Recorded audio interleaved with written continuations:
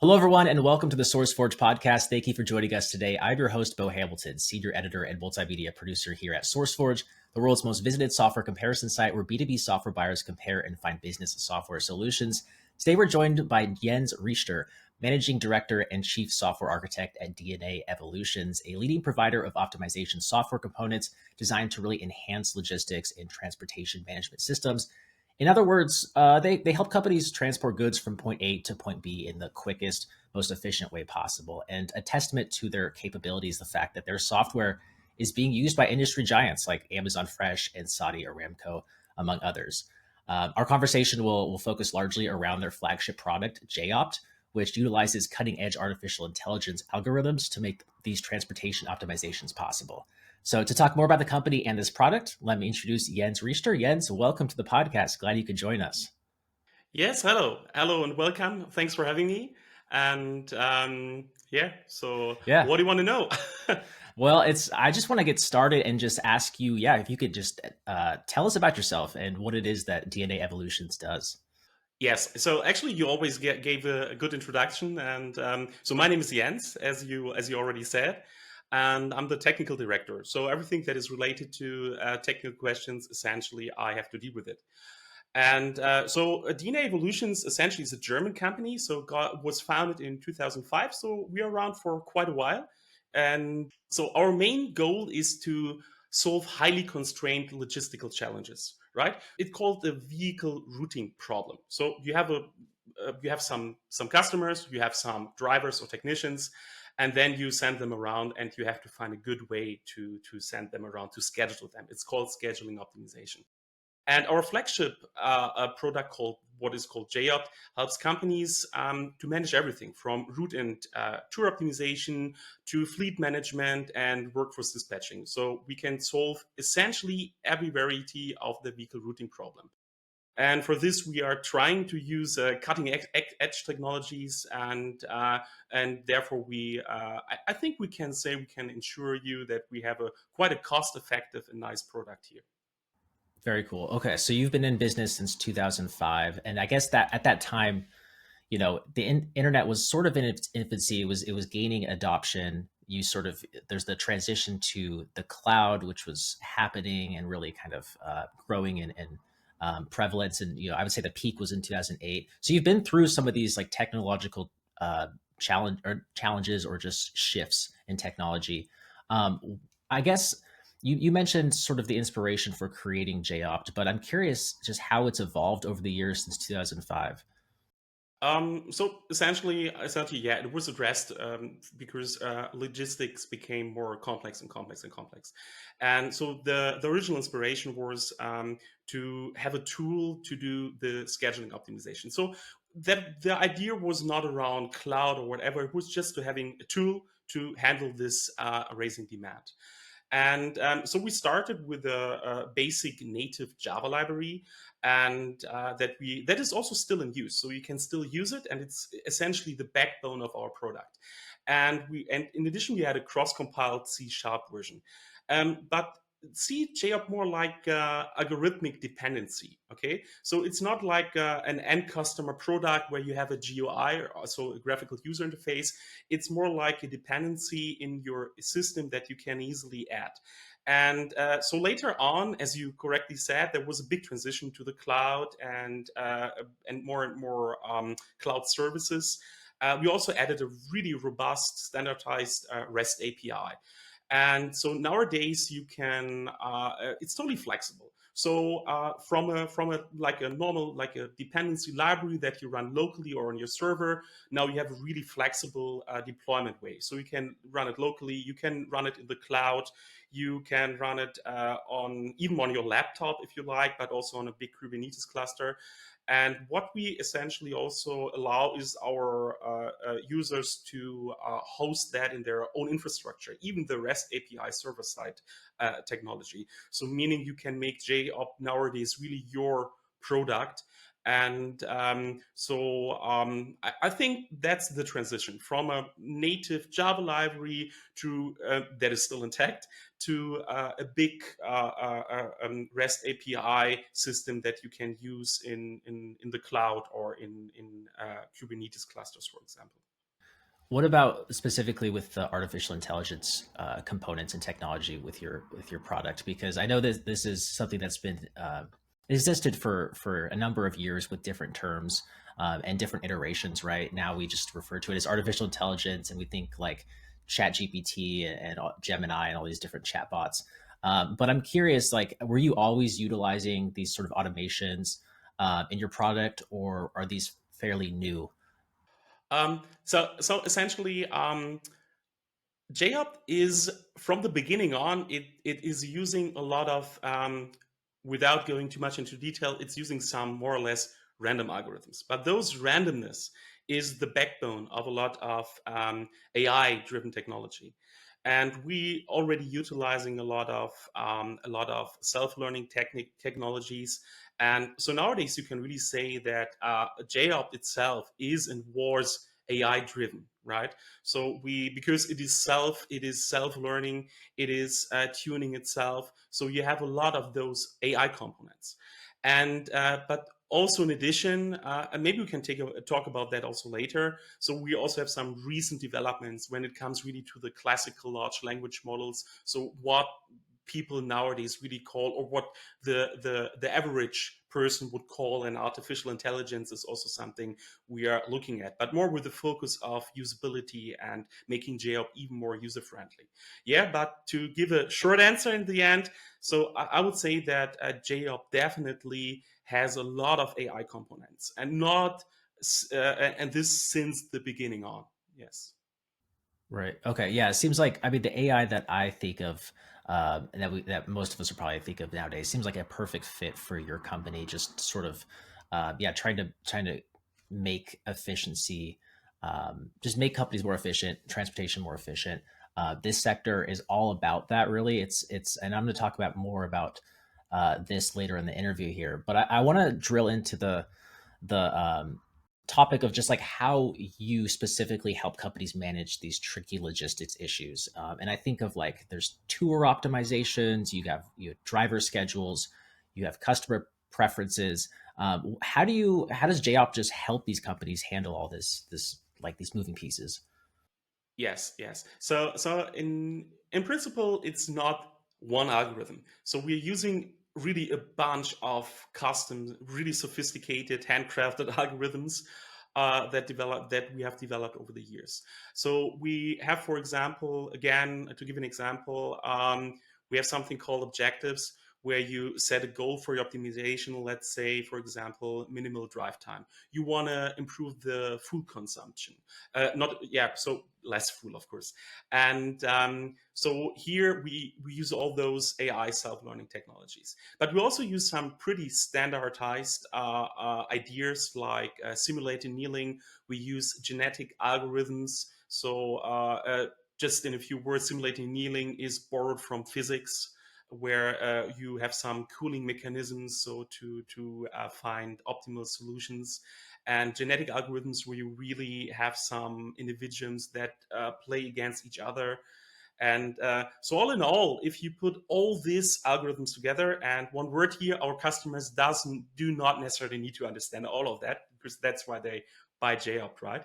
And but essentially, what our algorithms are doing is considering time windows, as I said, food consumption, skills, a lot of different preferences, and I would say that's quite competitive, because we do that in a really highly constrained environment, right? So it's not like a generic thing. It's really highly constrained what we're usually looking at. Like almost all our customers are utilizing a lot of skills, preferences, and right person, right job techniques, and also skills of different levels and so on. So it can become quite easily really complicated really fast. And I think our algorithms, the AI and the also the modified algorithms and clustering algorithms, they help a lot to find a really good solution. And I would say we have quite happy customers, and they have a quite cost efficient system. Yeah, and yeah, there were some numbers that I read from one of of our customers, that they reported savings up to 30%, right, when they were using scheduling optimization. Of course, it's from their commercial page and what they reported. So, but so we can see that definitely, right? So just to give you a bulk number, it has quite a big impact. Yeah. Yeah, well, I want to speak on the competitive nature of this landscape because there are more companies than ever trying to get sort of a bigger piece of the pie of this particular sector. So maybe, yeah, can you talk about what makes JOpt really different and stand out from the other logistics software on the market? Of course, that's an important question, right? And so I think there are two main points for me here. So first of all, it's we are really focusing that it's highly flexible and adaptable. So so there are no boundaries in the way you run it. You can run it, as I said, in your local environment. We do not force you to connect to any server infrastructure from us. So you can also use it in high security environments. Then, of course, you can, as we have a REST API that is standardized, it's via Open API specification. You can essentially use every language that you want, right? And honestly, these are things that also competitors can do, right? But there's also a second point. So instead of providing like a generic solution, we try to incorporate as much as possible from the business logic provided by our customers into the solution process. So, for example, we designing custom constraints. So, and a customer can really precisely define what kind of constraint the customer wants, right, in an optimization. Just as a side note, a customer once asked me, what can you do? And I said, if you like, we can visit each city that starts with an A on a Monday, right? That's totally worthless, yeah. But it shows that we can, in principle, define whatever we want, right? And there are even interfaces where customers can define their own restrictions. And one thing I'm really proud of is some of our hard constraints. Yeah, so hard constraints means something that cannot be broken in an optimization, like an appointment that you really have to participate at that time. So do or die. Yeah, either you do it or you skip it. And we managed to incorporate that in the architecturally in JOpt. So meaning it's not a cost optimized thing. It's really something architectural. And we have a lot of those little points that are of those features. We have also on our website, you can find a dedicated page like unique features. And so I would say that it comes from the fact that almost all our features are customer inspired. So usually there was a problem and we had to solve it with our customers together. So that's usually the path we want to go. And so lately, you were talking right about artificial intelligence, and we are really trying with one of our customers to go on that path. So for example, one application they like is that we take a result and we analyze the result with AI. So essentially, really now large language models.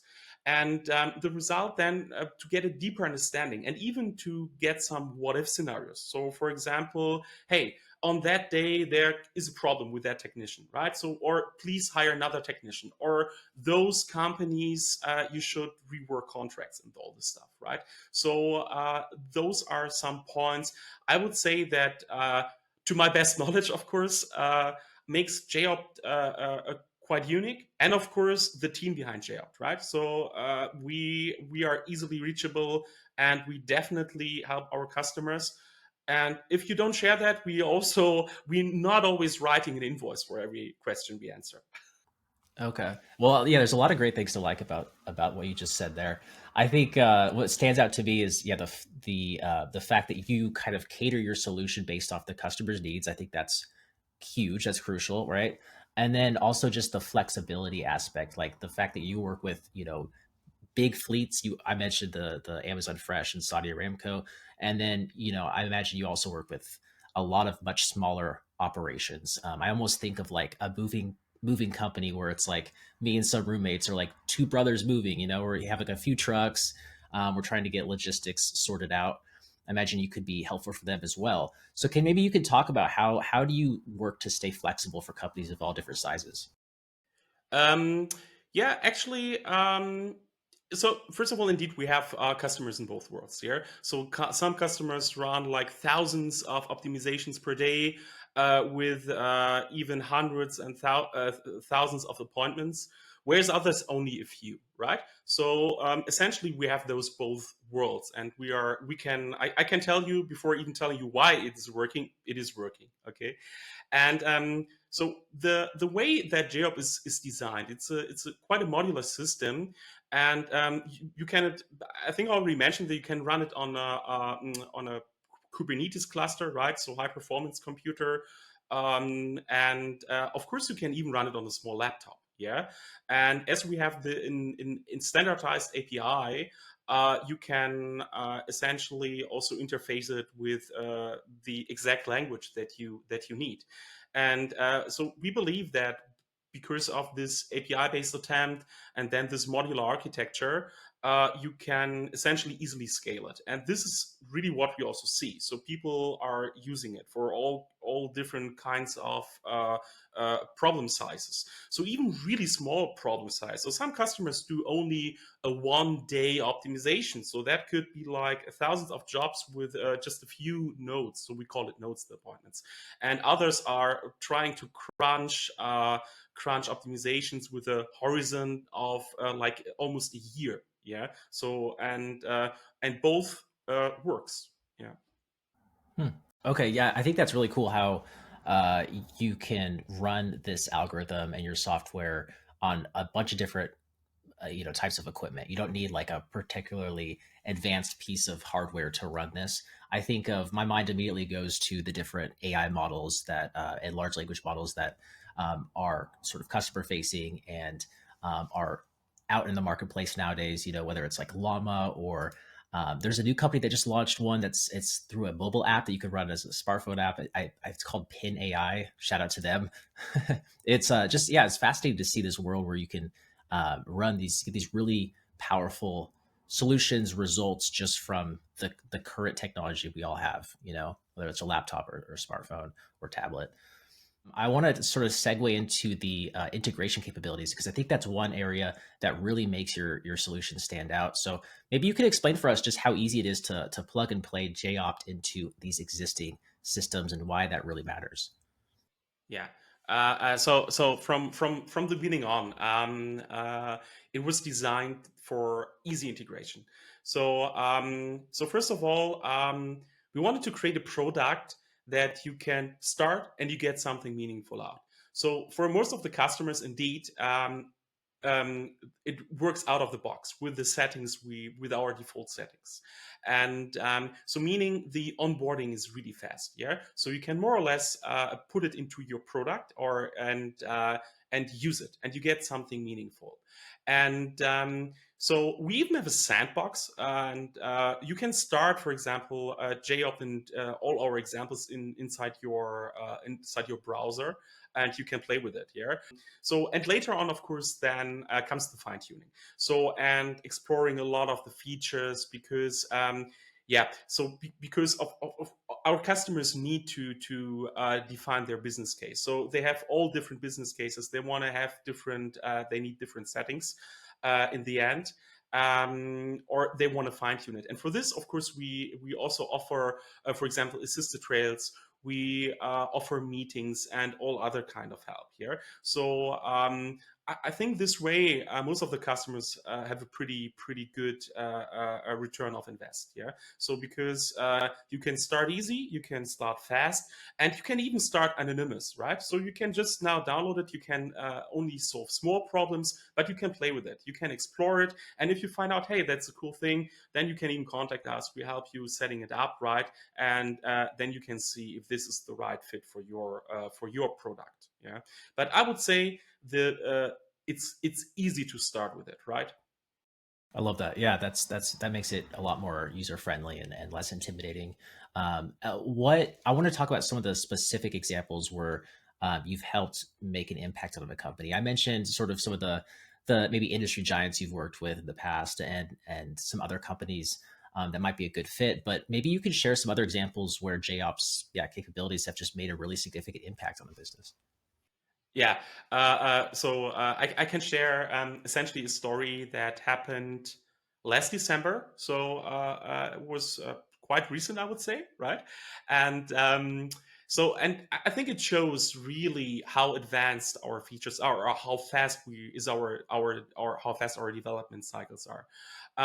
So there was a customer that approached me and told me, "Hey, Jens, it's a customer that is selling a system to schedule do pickup and delivery, so essentially supplying groceries with goods. Yeah, so you have trucks, you put the groceries in there, and then you drive to the stores and you give it to them.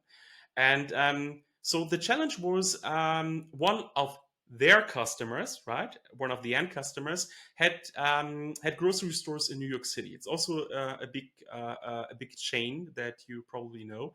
And so we had to meet time windows, we had to meet the preferences, we had to do all this right person, right job, everything that we offer.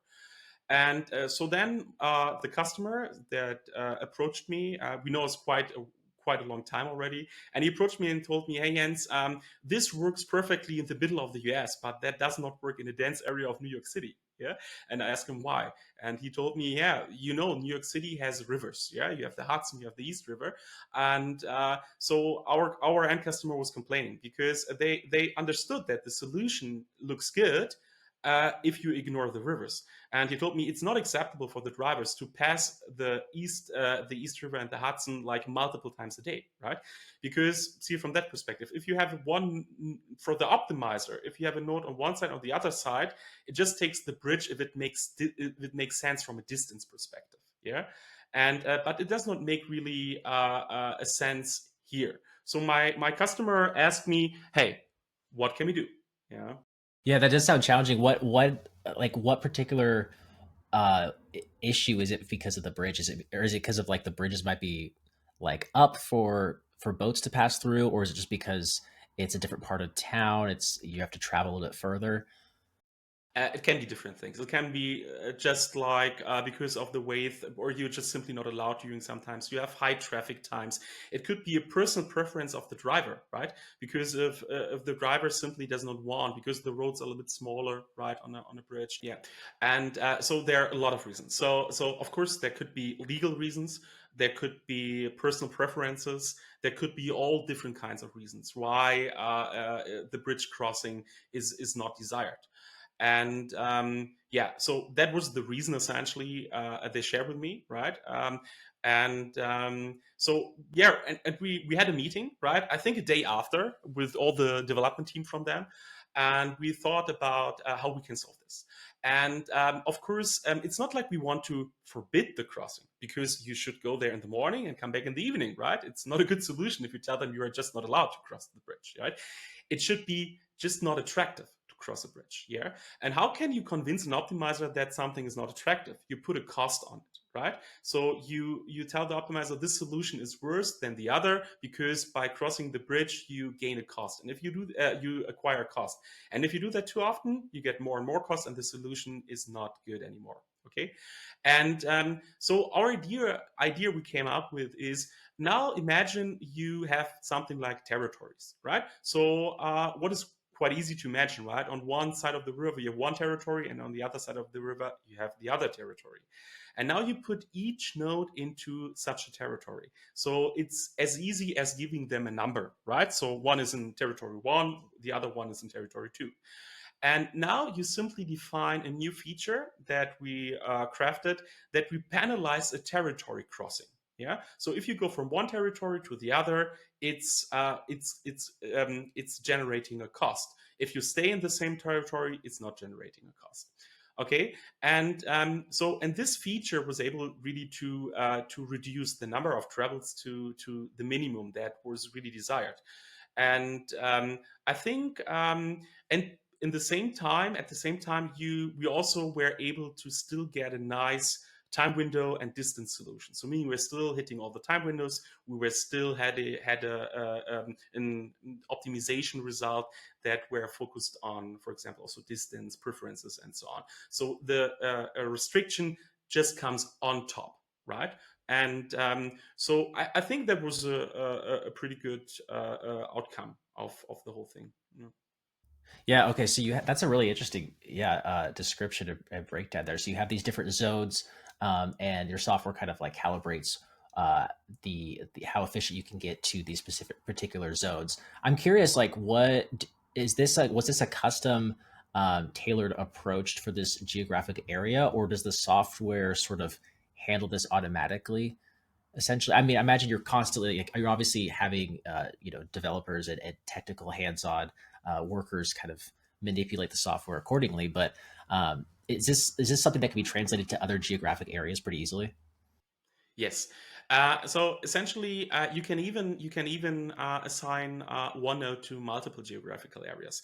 That makes, for example, sense if you also, so the feature you're talking about is essentially our territory feature. Yeah, that we also essentially utilized here. So we do, it's a follow up feature of the territory feature. And so, for example, you can also add multiple or add one node to multiple areas. That makes sense if a certain or a resource is only allowed to visit a certain area, that a territory, that is also possible, right? So you can easily define those territory and zones the way you want. Yeah, and we had one customer in the past that was utilizing such this tool by using postal codes. Yeah, because it's quite it makes sense, right? Because postal codes usually are a territory definition in itself. Yeah. Yeah, and they're more narrowed specific than obviously like a city or a county, or they're more like on a neighborhood level essentially. Yes, exactly. Yeah, and even the bridge feature could work with it because usually you could also have two different postal codes on each side of the bridge. Yeah, what was not the case here, to be honest, but I that was also something I proposed. So how did maybe you could talk about how some of these solutions translate into these real world results for the company? Yeah, so essentially for that company, it was pretty important to solve that issue because it was a new customer of them, and they wanted to get that customer. As I said, it was a pretty big grocery chain, and in the end, we are all not working for free, right? So it's like they wanted to get that customer, and that was one of the key points why in the end that customer signed the contract and they were able to have that. Yeah, and and yeah, they were really friendly and told me, hey Jens, that worked out great, and they were really happy about it. Yeah. Nice. That's awesome. Yeah. And it kind of goes back with the competitive nature. Like obviously there's other companies you're competing with. So having this feature that really stands out is attractive. This is a good sort of case point. Yeah. Of just like you had this unique feature that really showed a lot of promise and real tangible assets. And that's what kind of got them to sign on. So I love it. And just generally speaking, I love like how to hear about how technology like JOpt is tackling some of these real world problems, especially problems that I like never really knew existed in the first place. Like as an end user who just wants to make sure my package arrives at my door on time, I never really appreciated or really recognized just how many variables are kind of involved to make that delivery possible. So this is great. This is really insightful. And then also just from being from the Pacific Northwest, surrounded by nature, I love the fact that has a really sustainable aspect because the efficiency gains for businesses transporting goods really has a direct impact on the environment. So I think that's really important to stress, and I think it really shines through with the story you provided. So that's great. Yeah, so we're also focused on that. For example, you can even set optimization goals to if you have to go longer distances with the truck or something like that. You can say, okay, try to not be too full and all this stuff, so to save fuel, right? So you can really try to become sustainable and to do something green, right? Because we cannot completely avoid it, right? But we can definitely improve it. Yeah, and there are a lot of things where you can read in the literature how what optimization can save you in terms of distance. And if you save distance, usually you also save fuel, yeah, and do something green. Yeah, that's true. Yeah. Well, yeah, and then just highlighting, just kind of highlighting the environmental as the environmental impact of the options you have. Like I think of my navigational apps and how like a lot of times when I plug in a destination, it'll say you can get here faster, like a minute faster if you take this route, but you could be a little bit more environmentally friendly if you take this side route. Or when you're like booking a flight, or for example, you can see all the emissions that are a result from this one flight. So I think things like that really makes a lot of sense. It kind of helps to kind of get us in the right direction of thinking about these impacts and sort of side effects. Yeah, it comes for free, right? It comes for free. You get that without improving the engine, without doing something. You just get it as you just optimize what you're doing, right? And yeah, that's a good point. Yeah. Now, looking ahead, are there any new updates or features in the pipeline for JOpt that you're particularly excited about? Yeah. So yeah. So coming back once again to some artificial intelligence. Essentially, we had some kickoff meetings some time ago, and we thought, what could be meaningful ways of really utilizing, for example, large language models? And we came up with because see, a large language model, no matter what other people want to try to sell me, is not solving a tour optimization problem because it's just simply there are too many variables. It's not designed for that, right? Maybe one day it can program a good solver. I'm not questioning that, right? But so we thought, what are good things we can do with artificial intelligence, especially with large language models? And so we thought, first of all, we want to provide some assistant, yeah, so an artificial assistant that can more or less help you setting up some parameters. As I said, usually it works with default settings, but the more and more it getting complicated, or you want to hit your own end customer requirements, it makes sense to have a helping hand, right? So, and of course, such a system could analyze what have been parameters before. What are parameters the end customers especially happy with, right? So some to identify even some patterns, yeah.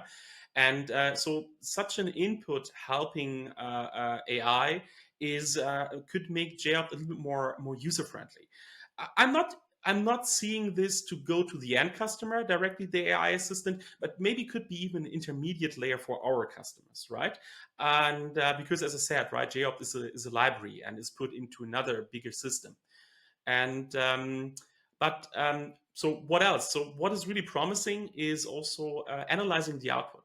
So, for example, you have some historical data. You had comparable problems, optimization problems, and you got a result, and you know what could customers complain about? Yeah, because a customer optimization sometimes is a nasty thing because if I show you a result, you can immediately tell me what you don't like. But if I just give you the problem, you are totally lost. You cannot come up with a good solution. But if I show you the solution, you usually you tell me, oh, why is that? Why is that? Yeah, and so there we want to help our customers. So analyzing the result, understanding the result more or less better, yeah, and also communicating that back to the customers. And so here, of course, AI could help. So because it could use historical data to better understand the end customer, and even suggest some actionable strategies there, like for example, adding another resource, so another technician or driver, and or for example, adjusting contracts with nodes, right? Because you simply see that one of your end customers is a little bit too cheap or too expensive, right? And these are all things you could do in terms of deep analysis from a result with helping and using also AI for that. And maybe even doing some intermediate things like analyzing so during the optimization run itself, from time to time checking if everything is in a good shape, yeah. And so these are things we are recently working quite a lot on, and especially also these what if scenarios, yeah. So to better help our customers to sell the solution to their end customers, yeah, because that's, to be honest, usually, and everybody in scheduling optimization will agree on that, that's usually the hardest thing, to sell a person the solution and show it that's really the best solution, yeah. Yeah, very cool. I think there's a lot of exciting things to you talked about. I would just kept thinking about, um, you know, your the way you're integrating seamlessly with other existing APIs that businesses have. I think that's a crucial point. And then also, I can just imagine if you're able to have your product, your algorithm, tie in with existing LLMs, so that it can kind of tap into the features that your specific algorithm offers. I think that would be huge and pretty it could allow for a lot of different possibilities because a lot of times there's different APIs or LLMs that companies integrate, whether it's in-house or they're working with a third party. So being able to integrate with that would be, I imagine, be very very useful. Yeah, actually, the integration. Of course, we were experimenting with a lot of different LLMs, right? So we're not coding our own large language model, but we are utilizing it. We are training it. We even published some of our training questions, right? So you could even use, you can even train your own AI. It's in a standardized format, so you can download it from our website and even train it on your site if you want. Yeah, so we are totally open to that. And so for us, of course, we could, yeah, hosting a large language model on your phone is quite challenging. If but that could be a third party a service that we then provide, but you can but we will also show you how to set it up in your own infrastructure, right? Well, and also it's very resource intensive to develop your own LLM too. So it makes sense that you're kind of utilizing what that's already in development. Yes, yes, yes. So we are also, as you already mentioned, like some Olama things from Meta, or also there are also a bunch of other AIs around that you can utilize, right? And also famous ChatGPT is giving you a lot of ways to train it, right? So and so on and so on, right? So we are not just mentioning those two without yeah, there are a lot of other ones, of course, as well. But honestly, they are doing a lot of stuff in the for clustering it and so on, so it becomes less resource intensive, right? So there have been great publications around that topic, especially in the recent yeah, almost days, right? So it's really fast. Yeah, it's moving unbelievable fast. Yeah, and honestly, we are not only providing the stuff, we're also using AI for our own every day. Yeah. So So, okay, now if I were a company working with you, maybe listening to this podcast, maybe feeling slightly overwhelmed with all these different like options and features and integrations you have, what kind of support would you offer to help sort of take advantage of all these things you mentioned and just really maximize my investment? yeah. So first of all, it's a personal thing, maybe also about me, and but also about DNA evolution. So we see ourselves not as a only as a provider of software, right? We are, but we see us more as a strategic partner. Yeah, and I really believe. Honestly, it sounds really pathetic, but my our customer success is also our success. Yeah, and I'm totally open to have some meetings to talk to the people to learn something. And as I said, almost all our features are customer inspired, right? So telling you that we are see us as a strategic partner, I think is totally fair. And it's really satisfying if a customer calls you and tells you, "Hey, Jens, we have solved this, and it's working really well." Yeah, and also the fact that if you imagine like thousands of optimizations a day, a single customer, right? So how many people are getting affected by JOpt? And honestly, I strongly believe that you also already got affected by JOpt without knowing it, right? Because a lot of our customers are in the US. And and I would say you can see us as a partner, and we really try to be close to our customers. What is a little bit easier because we're not dealing with end customers. We are usually dealing with customers on a level like smaller companies, of course, but development companies. And yeah, so usually we are really a strategic partner and try to help you with any question you have here. And we have a lot of different channels also for that where you can reach us. Yeah.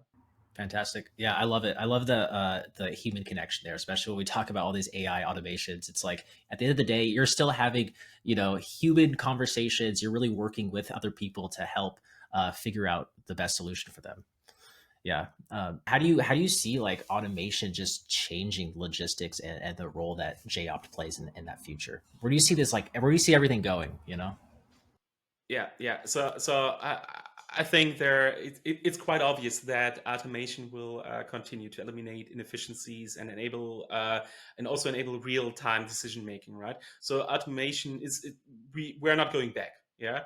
And I think JOpt is, and we're really proud of that. It's really on the forefront of this shift, right? So we are offering solutions that can also adapt dynamically, right? So to changing scenarios. So it could be as easy as somebody is calling you and telling you, "Hey, I'm ill." Yeah, it sounds quite normal, right? Because everybody has done that. But just imagine you have a big problem set up, and now somebody's calling in, and you have a company with 10 people scheduling the whole day, and suddenly somebody is calling in and says, "Oh, I'm ill." Yeah, that could be really a problem. And with of course with automation, it's like clicking and it's done. Yeah, and that's one easy example. But I think for us, it's important that we are really open to new technologies, right? So it's not only AI. So we also have done some proof of concept. So for quantum computing, so we really ran JOpt on a quantum computer, right?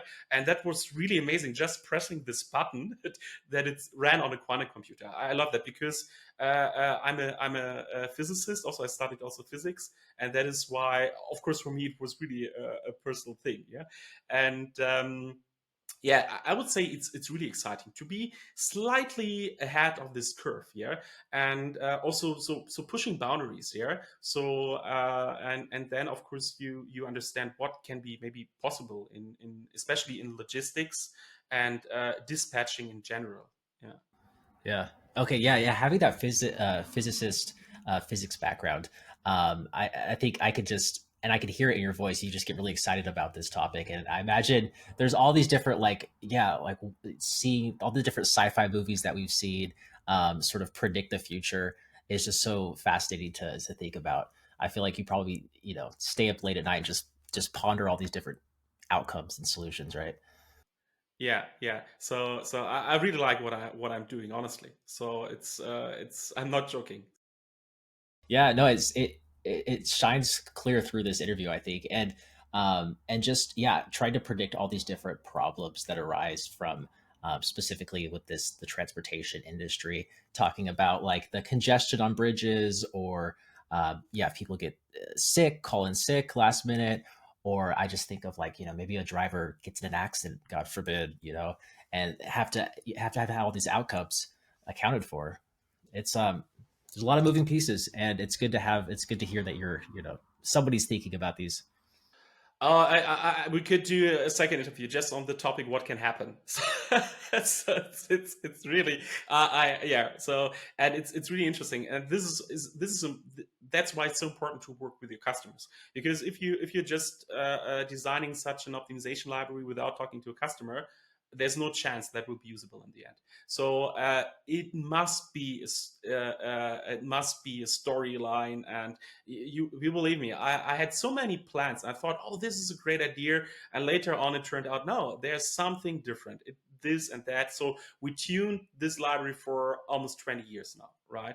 And with the help of our customers, right? So maybe that's why I like talking to them, right? They give us a good input on what we should do. Yeah. Yeah, no, it makes sense.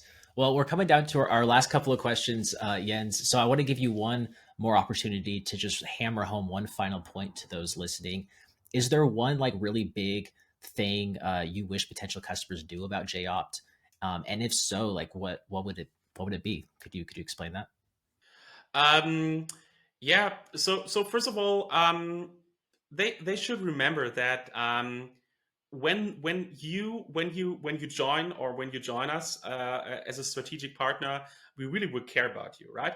We will help you to solve your logistic problem and your dispatching problem, and you can start easy. You can just try it, and whenever you have a problem, my team will help you with that.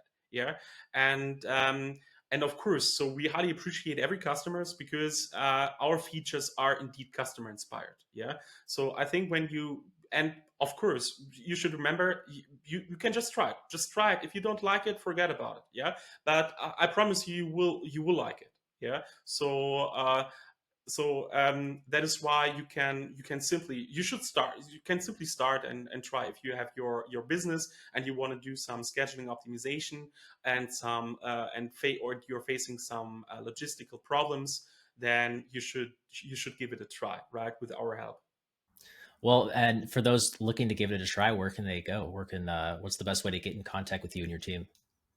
Yeah, yeah. So essentially, of course, we have a website. Yeah, so not really surprising. dna-evolutions.com. And but we also run on LinkedIn, on GitHub, on Docker Hub, and many more. And of course, you can also keep it old school. You can write an email. We can have a personal meeting, or an online meeting. So essentially, I think the best way is simply go to our website or to our LinkedIn profile. And from there, I think it's quite easy to contact us. Or GitHub is also quite easy to find us. Yeah. Awesome. Yeah. So they should be able to find you. Just, go to dna-evolutions.com or just plug their company name into Google. You should be able to find them. Fantastic. Well, thanks, Jens. This is Jens Richter. Thank you so much for taking the time out of your day to talk to us about all these optimizations for DNA evolutions. I really appreciate it. Thank you very much for having me.